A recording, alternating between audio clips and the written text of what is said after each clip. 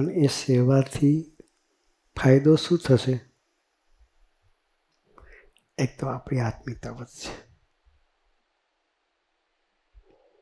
બીજું આપણા સ્વભાવ ઘસાશે. અલગ અલગ પ્રકૃતિવાળા ભેગા થાય. અમારા સુખબીર સાહેબ ઘણી વખત કથામાં વાત કરે કે અલગ અલગ શેફના પથરાઓ એક કોથળામાં ભરી કોથળો હલાવે છે. ગોષ્ઠીમાં ઘણી વાત કરે. બધાની ધારો બુઠી થાય. શું થાય? અને ગોળ એક સરખા બધા થઈ જાય. આપણે બધા એક સરખા થવું છે. એને માટે એકબીજા સાથે જરૂરિયાતે પહોંચી જવું પડે. સ્વામીજી કે શરીરની અંદર 600 કરોડ સેલ્સ છે. બ્રેનના સેલ ડેડ થયા હોય તો બીજા ઓર્ગનમાં જે સેલ છે એ ડોટ મૂકે છે ત્યાં. સ્વામીજીની પુરાવાની છે, આપણે બધા સાંભળી. તો સેલ્સ એટલા બધા કોઓપરેટિવ છે એકબીજાને છે. તો આપણે એક અક્ષરે કોઓપરેટિવ થવું છે. ગમે ત્યારે ગમે વસ્તુ જરૂરિયાત હોય તેમાં કહેવાની જરૂર ના હોય.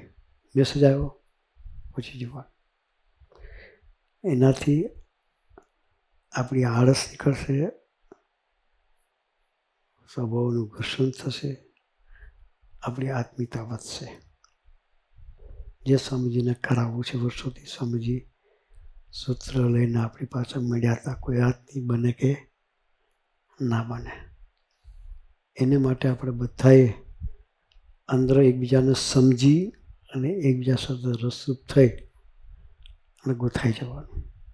સેવા કરી લેવાની. સેવા કરી લેવાની એ ભક્તિ છે આપણી, એ રીત છે. ભગવાનના ભક્તોની ભક્તિ કરવી એ તો મેન આપણું હાર્દ છે. નિમિત્ત થવાની ભાવના હોય ભગવાન પડે છે. માથે પડવાનો માથે પડીને જીવવાનો સંકલ્પ હોય એટલે સ્વામીજી વાત કરે બહુ પસારા મત કરો. એટલે પસારામાં સેવા કરવાનું છોડ નહીં દેવાની. હા ભાઈ, સેવામાં એમાંથી જ કરવાની છે. પછી કે આપણે પસારા નથી કરવા, છોડો કે પ્રદેશમાં જવું નથી, પસારા નથી કરવા, તો તમારો વિકાસ બી ના થાય. દરેકના લેવલે મહારાજે એના લેવલની સેવા આપી હોય એને એ સેવા કરીને એનો સંબંધ ભગવાન સાથે વધારવાનો. કે કાર્યકર્તા છે ચિરાગભાઈ બધાએ એને એ રીતે રસૂપ થઈને મારા સાથેનો સંબંધ વધારવાનો. નિમિત્ત થવા માટે આપણે દાખલો કરવાનો છે. હું કરું છું એ ભાવનાથી નહીં. એટલે બધાએ સેવા કરવાની છે ફિલ્ડ પ્રમાણેની. મહારાજે પોતાની એફિશિયન્સી પણ આપણે બધાને સેવા આપી જ છે. એમાં પ્રાર્થના કરવી છે કે સ્વામીજી મને નિમિત્ત બનાવજો. મારે તમારી સેવા કાર્યમાં નિમિત્ત થવું છે. નિમિત્ત થવાની ભાવના હોય તો અહંકારનું પોષણ ના થાય. બાકી થાય કે હું હતો ને મારે લઈને નિકાસ થયો છે. આપણું કશું નથી, એને લઈને થાય છે. તો એવા જાણપણે આપણે બધાએ જીવવું છે. તારે લઈને હું. આજે સૂત્રો છે સામાન્ય નથી. તારે લઈને હું તો નિમિત્ત માત્ર. એ બધા જે સૂત્રો છે સ્વામીજી આપણને ઘૂંટાવ્યા છે. એ આધ્યાત્મિકતાની ઊંચી હાઈટ પર સ્વામીજી આપણને લઈ જવા છે. સામાન્ય વિવેકથી શરૂઆત કરી સ્વામીજી આપણી. શું ખાવું, શું પીવું, કઈ રીતે બોલવું, કઈ રીતે ચાલવું, એ બધો વિવેક સ્વામીજી આપણને આપ્યો છે. ત્યાંથી શરૂઆત કરી અને તારે લઈને હું ત્યાં સુધીની ભાવનાઓ સ્વામીજી આપણને લઈ ગયા છે. આપણી જાતે શાસ્ત્ર વાંચીને સમજણ આવી નથી. સ્વામીજી પોતે દાસના દાસ થઈને જીવ્યા છે. સ્વામીજી પોતે ગરીબ થઈને જીવ્યા છે. સ્વામીજી પોતાના લેવલને છોડીને નીચે આવીને જીવ્યા છે. ત્યારે આપણામાં એ વિવેક સિંચાયો છે. એટલે આપણે બધાએ એ પુરુષ ના ભીડાને નજર સમક્ષ રાખીને આપણે તોડવું છે. તો જ આપણે સર્વોપરી નિમિત્તની સેવા ભક્તિ કરી શકીશું. સેવા કઈ રીતે કરવી એનો હું સ્વામીજીએ દર્શન કરાવ્યું. કે તમે લોકો સેવા ખૂબ કરી કે આખો સમયો તમે સેવામાં જ રસોડામાં ખડે પગે ઉભા રહીને સમય માણ્યો. તમે આવ્યા છો, તમારી સેવા 100% ઠાકોરજીને પહોંચે એટલા માટે મારે વાત કરવી છે. સહી શું તમારી સમજી કેટલી આપણી સ્પિરિચ્યુઅલી આપણી કાળજી રાખે છે. આપણે ફિઝિકલી સેવા કરીએ છીએ. કોઈ કાર્યકર્તા તરીકે સભા કરવા જતા હોઈએ કે કોઈ રસોડાની રસોઈ બનાવવાની કે જમાડવાની સેવા કરતા હોય, બધી સેવા સરખી છે. કોઈ ઝાડુ મારતો હોય એ સેવા સરખી છે, કોઈ કંઈ ગોષ્ઠી કરતો હોય એ સેવા પણ સરખી છે. કયા ભાવથી થાય છે એ ઇમ્પોર્ટન્ટ છે. એટલે સ્વામીજીએ એ દીકરાઓને બેસાડીને વાત કરી. જસદન મંદિરની વાત આવી એટલે થોડી સ્મૃતિ જસદન મંદિરની કરી લઈએ. કારણ કે તમે બધા સેવા ખૂબ કરો છો. હવે એક ટેવ પાડો કે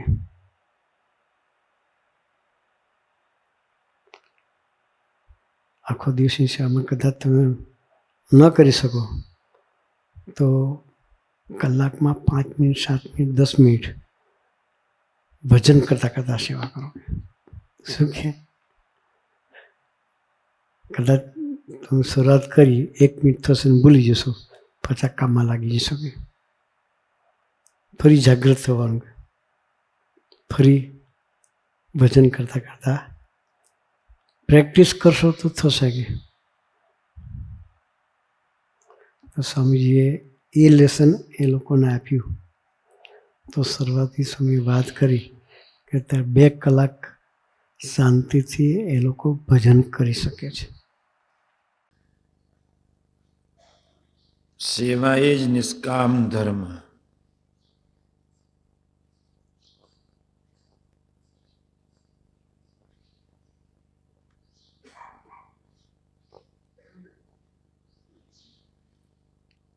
સ્વામિનારાયણ સંપ્રદાય સેવા અને ભક્તિ ઉપર બીજ છે.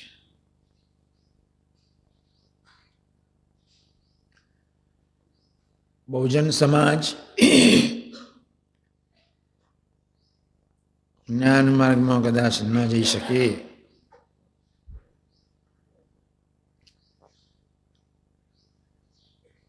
બહુજન સમાજ આત્મા તરફ ઊંડાણમાં વિપશ્યની સાધનાની જેમ ન જઈ શકે,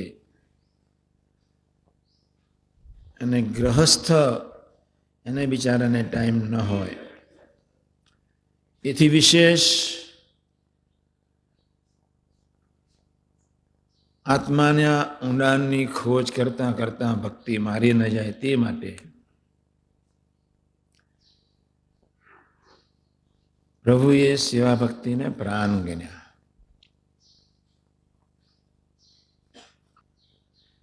રામ ભંડેરી રાત્રિના 12 વાગે ગુણાદાન સ્વામીને ગૌશાળામાં પ્રશ્ન પૂછે છે.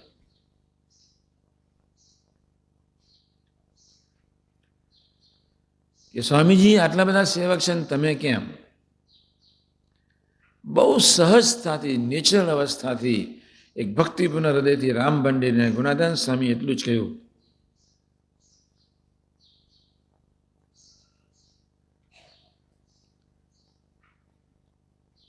પ્રભુએ જે આ ધુંધુબાજ માર્ગ સેવાનો પ્રવર્તાવ્યો છે એ મારા માટે પ્રવર્તાવ્યો છે. રામ ભંડેરી, તું કરું કે ન કરું, આ માર્ગ મારો છે, મારા પ્રભુનો માર્ગ મારા માટે છે, મારે કરવાનો છે.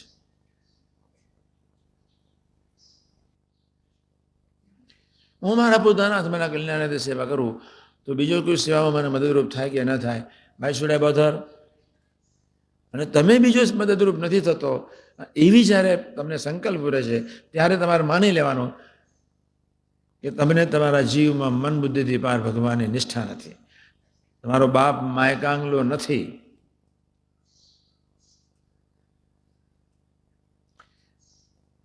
મધ્ય 41 તરફ નજર રાખતા રાખતા તમારે પોતાનું બળ છોડવું પડશે. કરોડો જન્મથી વ્યક્તિ પોતાના બળથી જીવે છે. કમ નસીબ, મારામાં જે કાંઈ છે ને તું હવે બીજું પૂરજે, બસ મારામાં 2 પૈસાની બરકત નથી અને હવે તું આપજે. મેં બાબાને પ્રશ્ન પૂછ્યો, રસોડામાં તમે એકલા 60 વર્ષ સુધી કેવી રીતે? પ્રશ્ન પૂછ્યો તો સિદ્ધેશ્વર સ્વામીએ. મેં થોડું પુષણ કરી આવ્યું. મેં સ્વામીજીને તરત જ પ્રશ્ન પૂછ્યો કે તમે જે સેવા કરતા હતા, તમે તમારા ફિઝિકલ શક્તિથી કરતા હતા, કોઈ દિવ્ય શક્તિથી કરતા હતા કે મહારાજ આવીને કરાવી જતા હતા? સ્વામી ધીમે રહીને કે શાસ્ત્રીવાદને બધી ખબર હોય, આ જોગીથી કેટલું થશે. શાસ્ત્રી મહારાજને ખ્યાલ આવે કે જોગીથી પૂરું નથી થાય એવું, તો બીજા કોઈને મોકલી દે. એટલે મારે ચિંતા કરવાની જરૂર નથી. પ્રભુને આપણને સેવા માટે નિમિત્ત બનાવવા છે. તમારા આત્માને દરરોજ રાત્રે પૂછવું, હું ખરેખર નિમિત્ત થયો છું? એને તમારા આત્માને નિમિત્ત બનાવવા છે. ગમે તેવી વિપરીત પરિસ્થિતિમાં આપણને મૂકે, ભૂખે મારે, ભય સુવાડે, પ્રભુ જ્યારે કોઈનું અહિત કરતા નથી તો કોઈ ક્યારેય અહિત થતું નથી. તો પ્રશ્ન એટલો છે, શા માટે અભાવ લઈએ છીએ? 1, શા માટે ટેન્શનમાં જઈએ છીએ? 2, શા માટે ઉદાસીનતામાં જઈએ છીએ? 3. એ છે તમારી સાત્વિક વૃત્તિ, સાત્વિક માન, તમારી સમજણ અથવા તમે જે વૃત્તિ લઈને તમે જીવો છો તે. પ્રભુ જ અહિત નથી કરતા. પ્રભુએ આપણા આત્માને રૂડા કરવા માટે આપણા મિત્રો તૈયાર રાખ્યા પડે છે. તમારે બધા તમારી આજ્ઞામાં રહે એવી અપેક્ષા રાખીએ, એના કરતાં હું પ્રભુની આજ્ઞામાં રહું એવી અપેક્ષા રાખીએ તો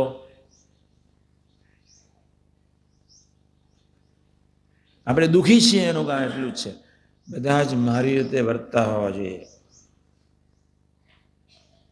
પણ રિવર્સ કરવાનું છે, હું જ પ્રભુના ગમતામાં વર્તું. એ મધ્ય 41, હું જ પ્રભુના ગમતામાં વર્તું. પ્રભુની સેવા હું એક જ કરું, બીજો સેવા કરે કે ના કરે. કદાચ સેવાનો ચાન્સ ન મળ્યો, તમને સેવા સોંપી અને સેવાનો ચાન્સ ન મળ્યો, તમારી સેવામાં બીજો આવી ગયો, નો પ્રોબ્લેમ. માળા, સ્મૃતિ, બીજી સેવા સુધી કરવાની. ભગવાનને માથે પડીને સેવા કરવાની છે. તમે સેવા કરતા જ નથી. તમારા આત્માના રૂડાને અર્થે તમારામાં રહીને પ્રભુ સેવા કરે છે. આ નોંધો, આટલું વાક્ય પહેલું. તમે સેવા કરતા જ નથી, તમારા આત્મામાં રહીને પ્રભુ જાતે જ સેવા કરે છે અને જાતે જ બળ આપે છે. આ વાક્ય તમે ભૂલતા નહીં. Who are you? તમે કોણ સેવા કરનાર? નથી તમને ખબર કે ક્યારે લેટ્રિન જવાનું છું, નથી તમને ખબર ક્યારે મને શું વિચાર ઉઠવાનો છે, નથી મને ખબર કે ક્યારે હાર્ટ એટેક આવવાનો છે, નથી તમને ખબર કે ક્યારે તમારી હાથ ઠેકાણ વાંધરા થવાનો છે. તમને કાંઈ તો ખબર નથી. તમારા આત્મામાં રહીને તમારી આત્માની સેવા પ્રભુ કરી રહ્યા છે. તમે તમારા કોઈ પણ અંગત સેવકની સાથે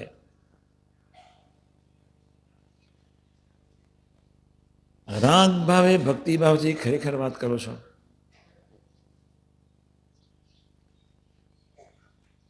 ઘણી વખત કથા કરીને પણ તમે તમારા આત્મા ઉપર ભયંકર પ્રેશર નાખી દો છો. હું સરસ સમજાયો. આજે સભા સરસ થઈ ગઈ, અને તમે બોલ્યા કે સરસ સભા થઈ ગઈ એટલે પુણ્ય ખતમ અને પાપનો ઉમેરો. કોણ કથા કરનાર? Who are you? તમે મારી વાત સાંભળજો. જેને પોતાના દોષનું દર્શન છે એની પર ભગવાનની કૃપા છે.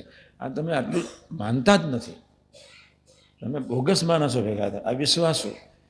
જેના ઉપર પ્રભુની કૃપા હોય તેને જ પોતાના દોષનું દર્શન થાય. સમ્યક દોષ, એથી વિશેષ કૃપા હોય ત્યારે સમ્યક દોષનું દર્શન થાય. એથી વિશેષ કૃપા હોય ત્યારે અભાવ ન લઈ શકે. અને એથી વિશેષ કૃપા હોય ત્યારે પોતાના કોઈ પણ પ્રસંગે પોતાના દોષ માટે પ્રાર્થના કરે. ભજન કરવું પ્રસંગે અપ્રતિમ કૃપાના ફળ સ્વરૂપે તમે ભજન કરી શકો. બાકી પ્રસંગે તમે ભજન કરી શકો એ ભેજામાં ઉતરે નહીં, શક્ય જ નથી. આપણી પહેલી ફરજ એ છે, કોઈને બી ગોષ્ઠી કરો ત્યારે પહેલો સંકલ્પ એ કરજો કે હે મહારાજ, હું મારા આત્મા માટે સેવા કરું, મારા આત્મા માટે કથા કરું, એવું મને બળ આપજો. હું ક્યારેય કોઈને સમજાવવા માટે કથા ન કરું. હું કથા કરીને કોઈની સાથે ક્યારેય પ્રીતિ ન બધું, કે હું કથા કરીને કોઈની લાગણી મોહબ્બતમાં ફસાવું નહીં. અને પ્રાદેશિક પાંચમો સંકલ્પ એ કરે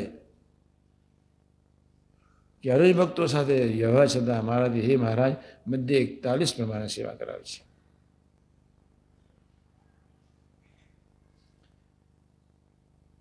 ધરતી પર હજારો માણસો કથા કરે છે,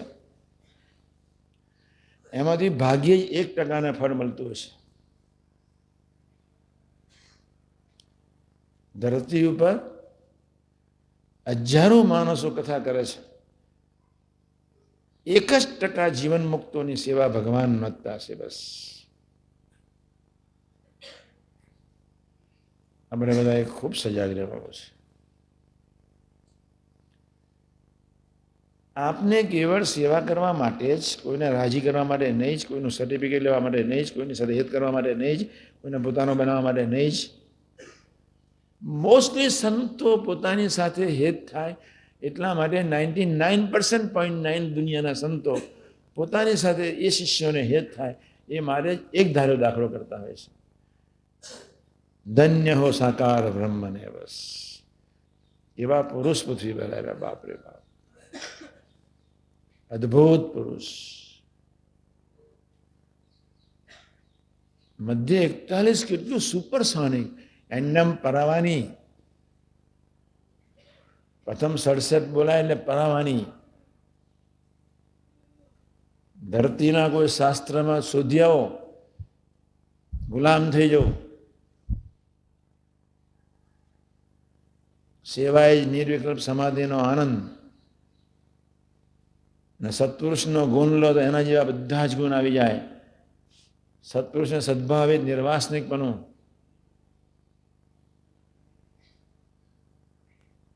ગુણ ગાવાથી જીવ ભ્રમરૂપ થઈ જાય. કોઈ સૂત્રો આપ્યા છે? કોઈ બધું જ તમે વાંચશો. સત્પુરુષને સદભાવે નિર્વાસનિક બનો. કોઈ શબ્દ નીકળે તો ગુલામ થઈ જશે કોઈ શાસ્ત્રમાંથી. સત્પુરુષનો જેમ જેમ ગુણ લો એ ગુણ તમારા થઈ જાય, ગુલામ થઈ જાઓ.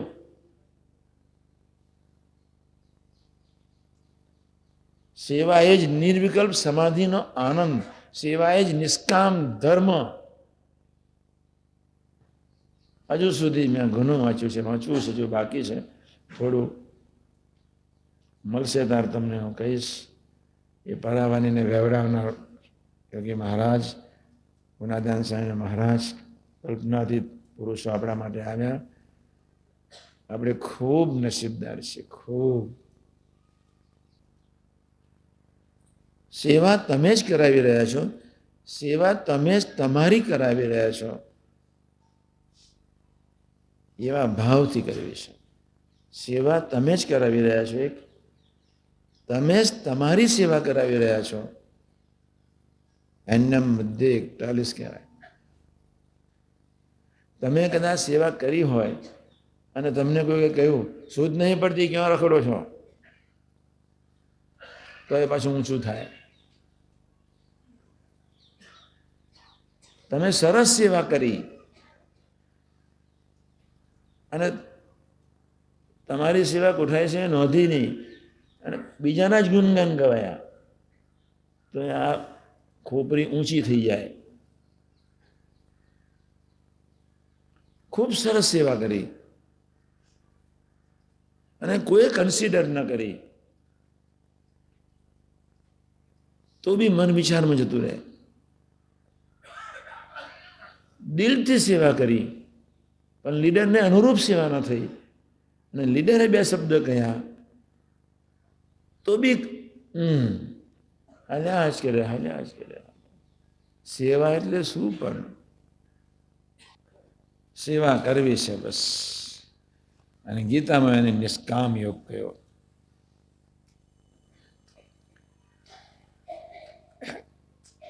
નિષ્કામ કર્મયોગ, નિષ્કામ ભક્તિયોગ બેનો સમન્વય મીન સેવા. ભક્તિ અને કર્મનો સમન્વય, ભક્તિ કર્મ અને જ્ઞાનનો સંપૂર્ણ સમન્વય થાય ત્યારે સંપૂર્ણ સેવા મધ્ય 41 પ્રમાણે થાય. એકલો કર્મયોગ ન ચાલે, એકલો જ્ઞાનયોગ ન ચાલે, એકલો ભક્તિયોગ ન ચાલે. ત્રણેયનો સંપૂર્ણ સમન્વય જોઈએ. કર્મ જ્ઞાન ભક્તિનો સંપૂર્ણ સમન્વય મીન્સ મધ્ય 41ની સેવા. પરમ સત્ય સ્વરૂપ, પરમ ખાનદાન સ્વરૂપ, પરમ ડાયુ સ્વરૂપ જે પોતે સાકાર બ્રહ્મ છે. બસ આપણે બધા આપણી ઓરિજિનલ ખોપરીમાંથી નીચે ઉતરવાનું છે.